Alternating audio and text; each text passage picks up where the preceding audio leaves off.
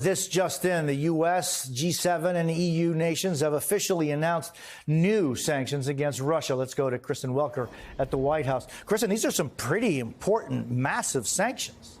These are sweeping sanctions, Jose. There's no doubt about that. And I want to underscore the point that you just made. The U.S. is doing this in concert with its allies in Europe and beyond. So what are the top lines here? Well, and again, this is just coming in, so I'm going to refer to my notes a little bit.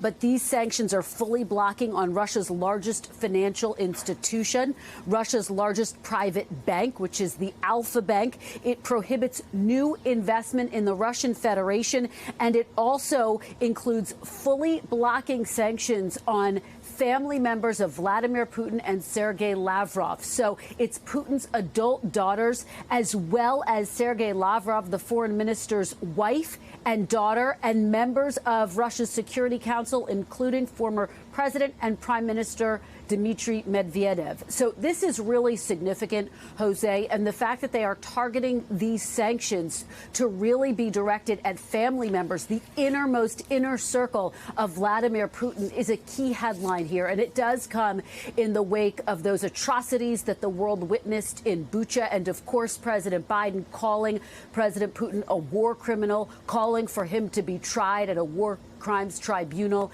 And of course, President Zelensky asking the U.S., asking Europe for more military aid. So it's worth noting that overnight, the U.S. also announced $100 million in new military aid, javelins, what Ukraine has determined to be some of the most effective systems at combating Russia. But President Zelensky has been demanding more. He wants a no-fly zone. He wants those Polish MiGs. So far, President Biden standing firm, saying he's not going to commit U.S. troops to the war in Ukraine, and he perceives those steps to be escalatory. But still, Jose, the bottom line here, these are sweeping new sanctions announced by the Biden administration. We expect the president to address these sanctions himself when he speaks a little bit later on today at 12:45 p.m. Eastern. Jose. And Kristen Welker, these are in addition to the actions that we saw right here on MSNBC by the DOJ. That's absolutely right. And look, I think that what is worth noting here, the National Security Advisor spoke to reporters earlier this week, I should say, and said that sanctions take time to have an impact.